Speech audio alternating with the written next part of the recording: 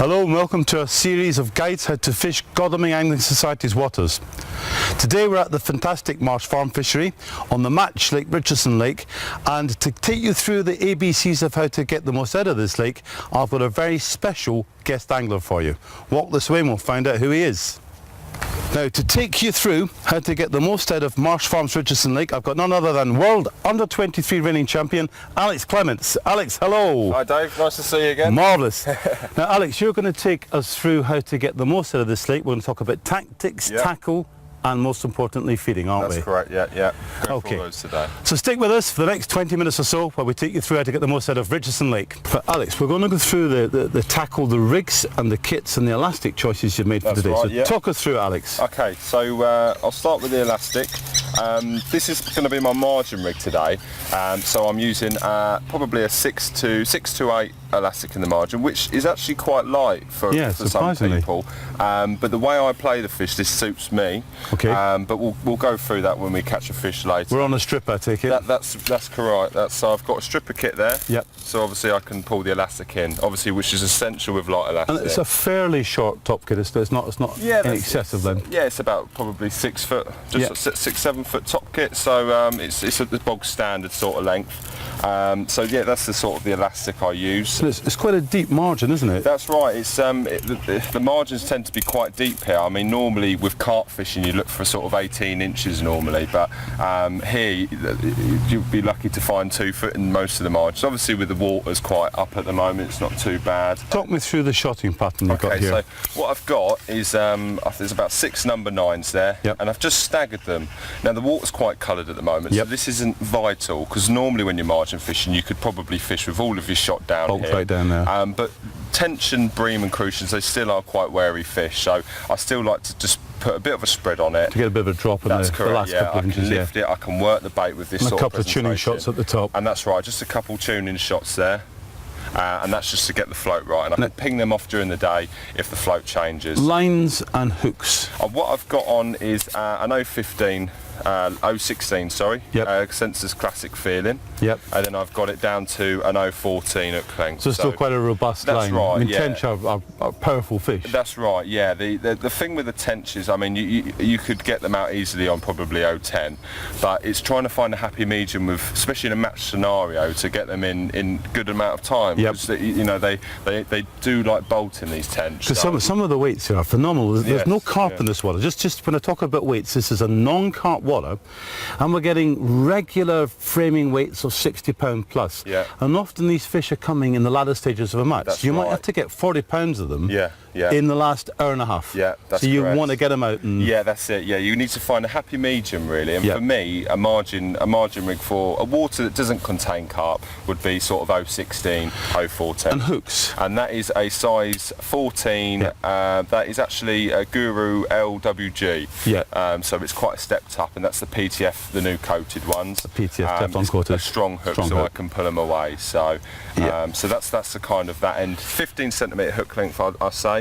Nothing too short. 6 inches, old boys. 6 inches. 6 inches, yeah. And floats. And then we go down to a float, and this is a Sensor's Fishery B. Yep. As you can see, it's a carbon stem. Yep. Hollow bristle. Yep. Italian side eye. And obviously reinforced paint. So that's a spiral side eye. That's right, yeah. A proper spiral, yeah. And that is basically just a strong float. You know, if I do get weeded nice big bristle. Nice big bristle. Very important when margin fishing there. It's obviously when you're fishing in most of the time in a shallow water depth, the fish are a lot more.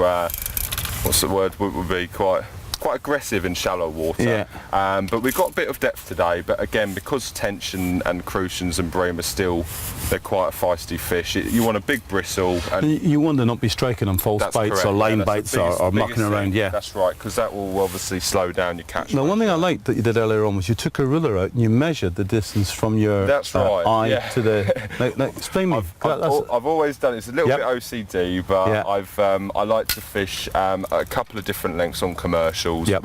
When I'm fishing for F1s, sometimes I'll fish 6 inches, quite short. Yep. The bites are very quick and you need to be right on top of them. So here you're going for 10 inches.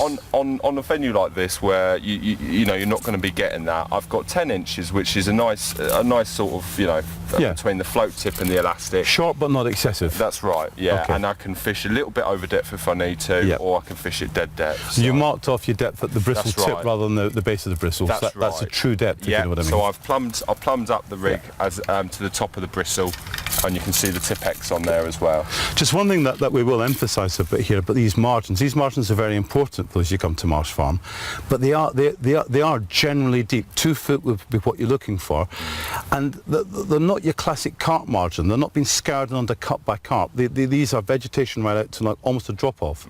So you've got to feel for that clean area just past the vegetation. You'll have a good depth of water. That's right, yeah, and I think that's the thing with Marsh Farm is you don't have to fish really tight to the bank. Yep. Because there isn't any undercut. So the fish safety is more within the reeds than it is the bank. The fish are coming out the reeds to feed That's rather than correct. coming out from under them as they would in a carp venue. Yeah. So rigs for the open water. Yeah, so it's basically the same rig. I've got one for fishing at 13 metres and I've got one for 6 sections. Yep. And this is a slightly lighter elastic this time. This is a 5 to 7. Yeah, about 5 to 7, Yeah. 5 to 6. Sort of, yeah. So slightly lighter. It's orange. It's so it's quite light again, but I'll show you how I play the fish later. Alex, float weights. What Yes. sort of weight of float we're using out here? Okay, so out in today, as you can see, the water is very calm, next to no wind at all. But I have chosen a rounded body, a carbon stem, a hollow bristle again, and that is Census Fishery A float, Right. In a 0.30 gram. So it's quite a lot. It's probably about So 4.14. 0.3. Yeah. About that. And the one for the margins, I didn't talk about the weight of that. And that was a 0.3 as well. 0.3 as well. So it's 0.3 is all round. All round today, yeah. By and large, if you do get quite a lot of drift here, and floats like you might need to plan up to 0.6 if it was going to tow a lot. But That's Alex was right. Today we got mill pond conditions, so 0.3, 0.4 is about right. What's the depth you got out there, Alex? Yeah, so it seems we've probably got probably 3 foot there. Yeah, maybe. You got a tape measure. I've got a tape measure. Get a tape measure. Come on, let's find out. It's quite flat all over the peg. Man with a tape measure. There we go. Trusty tape measure. Yeah. So today we're fishing in. Yeah, it's about 3.5 foot. Oh, 3.5 foot. 3 foot 10. 3 foot 10. 3 foot 9 and 3/16. It's a very flat peg, so obviously we've got the margins that are quite shallow, and then it does tend to go like this and then just settle out. So now we are in one of the shallower areas of the lake. You will get depths up to 4.5 foot. So if your time rigs at home trying to prepare for Marsh Farm, you want to set your rigs probably to 6 foot, and you can correct, shorten them when you get here. So 6. There's nothing over 6 foot, unless someone's dug a hole.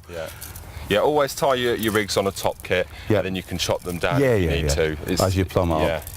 And shotting's the same, exactly that same the same spread out again. bulk. Slightly more number 8s. wider, number 9s Number 9s again. Yeah, with a few tune-in shots. 6-inch hook length, 15 centimetres, with a 16 LWG. And again, 0.13, That's 0.15. 12. Or 12. Yeah. Right. I'm going to start the session light, and then if I need to progress on a bit heavier. But as I said, I can get away with fishing 0.12 on this light elastic, and how I play them, it suits me. That's how. Obviously, this is the key to everything, isn't it? Yeah. Got the puller bung in there again. Yeah. Okay. But going back to what you said earlier, that I've chosen this sort of float. I've chosen because it's still quite a slim float. Yep. But I've done it as well because, like you said, you do get surface skim here. So this float does all for me. You can slightly hold back against That's it. right. I can hold back against it. You could back shot it if you had to. That's right. Yeah. It's a teardrop sort of body, so I can do everything with that one. What's the finish on those floats? That's Anti-capillary. It'll be painted about 2 or 3 times probably. Yeah, so it's quite strong because the fish do go a bit and they will dig in. Yeah. Lovely little floats. So, cool. Yeah, so 2 rigs. 2 rigs and Super 3 simple. spots. Yeah. And that's going to allow you to fish them 2 long lines on the margins. That's right, yeah. Okay. So it's pretty simple, but thanks very much, Alex. Yeah, no worries. All right, Alex, talk me through a little bit about plumbing up in this venue, what you're looking for, And how are you going to select spots to fish? Because one of the things I see people coming here is they sort of set up a pole and fish, you know, where they're comfortable. Yes, that's But there's a lot more to it than that. Yeah, So, there is run through some of the thoughts. Yeah, there's a lot more to it. I mean, every time I've come to this venue, it's what's quite noticeable is the fish do tend to swim round all the time. They're going sort of, there's pods of fish swimming And around. they're doing that. That's right. Yeah. They're circulating the lake. So then the best sort of way to really attack that is to give yourself little traps in your peg, basically. Little ambushes. That's right. Yeah, because if they're swimming round, then you want to get a few chances of of catching them. Because if you have one line, that's it. You know, if they don't stop on that line, your chances. Or if you gone. stop, you catch them for an hour, then they're gone. That's right. They're gone. Yeah, that's it. You've got to have another. That's right. So, I mean, today, as I said, we've got a margin line down the side that we're going to fish later. We've got a 6-section line just out in front of me, and I've picked 6 sections because it's actually what you've got is quite a hard bottom. Yeah. As you can see, it's not. You can tell if they're still there because you'll sometimes struggle to pull the plummet up. It'll plug one. That's right. It will drop plug. It down, lift it, and if it plugs, you see. Exactly. So as you that's can pretty see, hard. It's very hard. So what I've basically done is I've kept adding sections. As you can see, it's a little bit deeper there. Yeah. It's still hard. That's it flattening out with, isn't it? That's right. And then it's starting to flatten out a bit more. But then what I found is, as you can see, I've plumbed it up to there. Absolutely perfect. Just got a bit of bristle. And if you go beyond that, does it start to plug? That's right. It's very flat, to be honest, as you can see. Yeah. So what I've essentially found is the bottom of the shelf. Yeah. What they call it normally at 2+2, but today it's 2+3. But it's 2 plus. One other thing to think about is 2+2 possible. 2+3 if you fish at an angle might be That's 2+2. right. Yeah. Yeah, there is that as well. You've gone 2+3. Yeah. Yeah. So I've done that because I'm at the bottom of the shelf. Yeah. Where fish are very likely to sort of swim On this patrol route. That's Yeah, right, yeah, that's yeah, right. yeah. So that's my first line, and I've just put one line there. Yeah. I've got 2 13-metre lines. Yeah. And what I've done is, as I said earlier, every time I've come here, the fish do seem to swim round. Yes. So it's pointless sort of putting one line in because you only get one chance of catching them essentially. So what I've done is I've aimed up for the far bank to quite far to my left of the peg. I can't go a lot further because of the wire going across there. And I've got a line there, and with the same rig, exactly So that's the same about 10 depth. o'clock.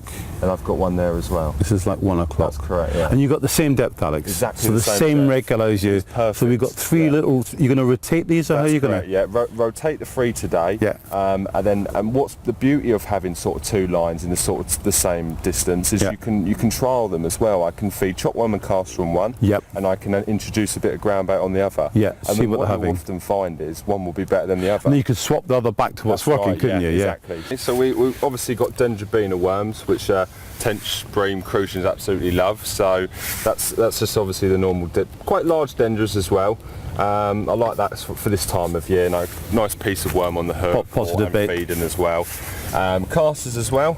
Yep. Obviously, again, tench, really good holding bait. And Yep. as I said, it's very important, again, that with these fish that are swimming around in pods, that there's always going to be something there for them to, go down on and eat.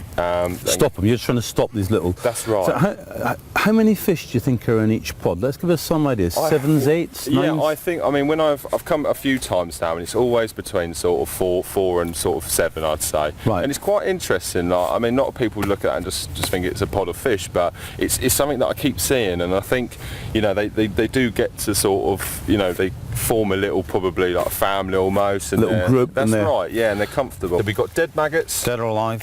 Again, as I said, you want something that's dormant on the bottom. Yep. And obviously with live maggots, they do tend to work their way in.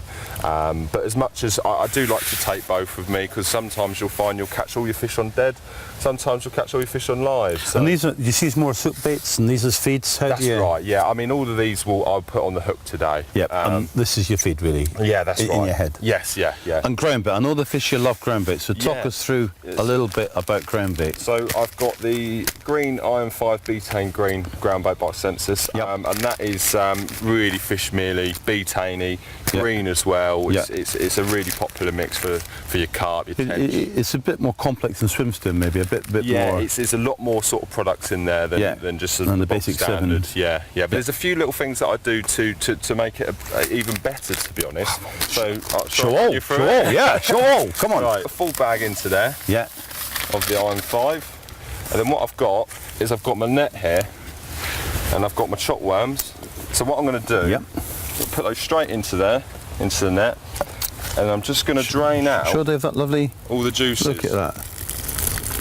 And that's really just to, you know, add something a bit extra. Yep. A lot of people won't do something like this, but So a bit of wormy. that's right. So you've got quite a bit of worm. Squeeze it all out. Yeah.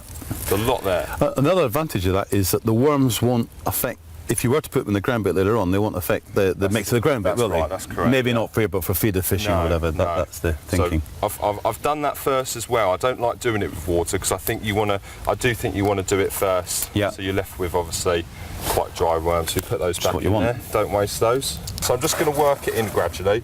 Okay. You can smell that, Dave? Yep. Smelly water.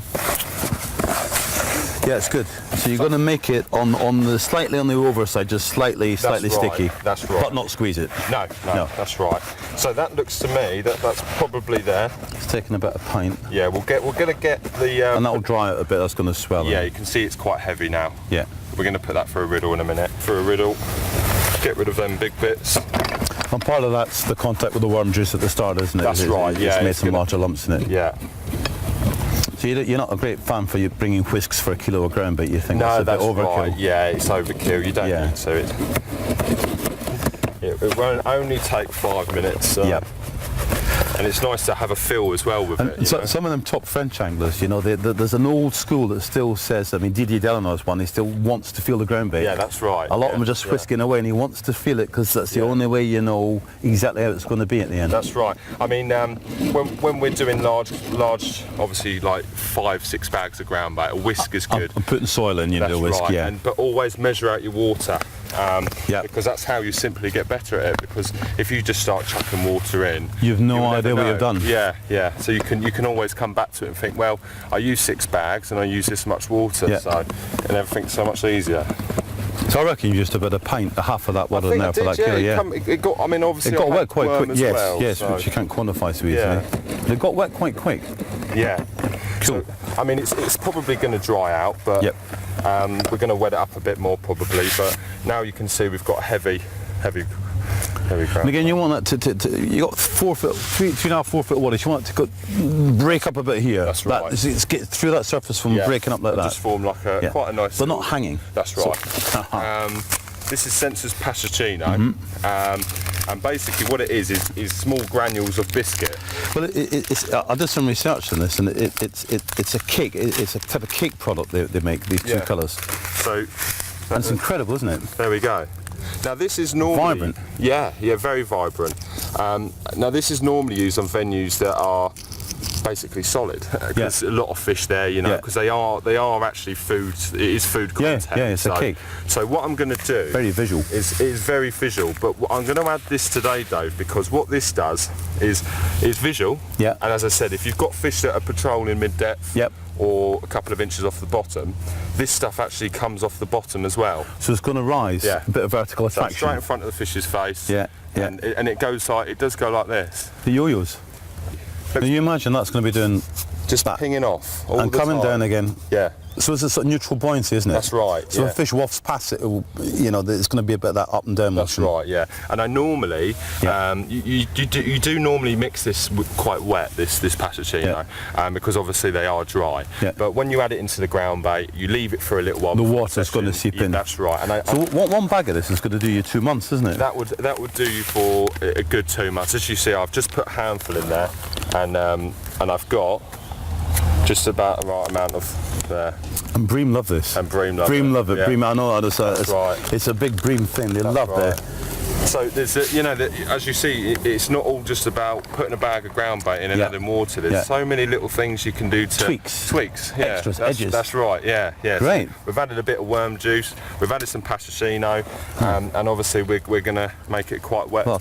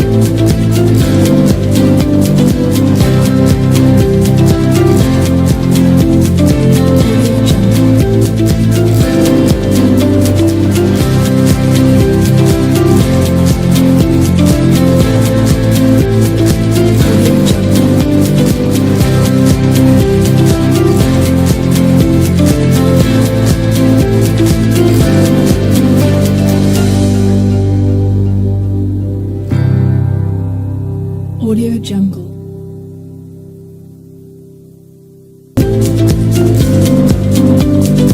Audio Jungle. Audio Jungle. Audio Jungle.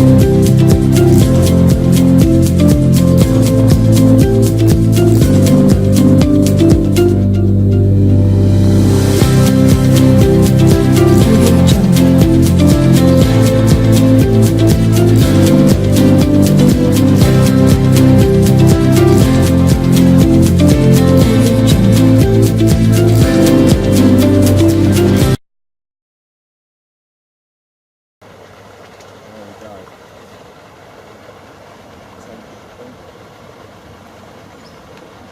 Pull it out into the open water. Stop spooking any others that might be there.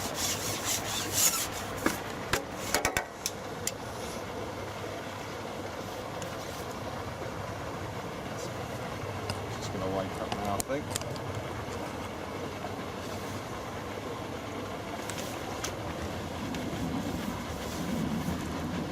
Seriously quite looks this. Small one as well. Go. Another tench. Last one of the day. Last one of the day. Lovely. End on a high. There we go. Pull it up. Hold on.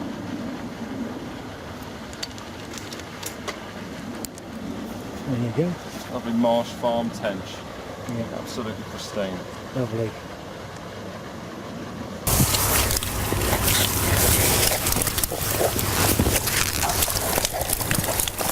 Tench, bream, and loads of big crucians as well.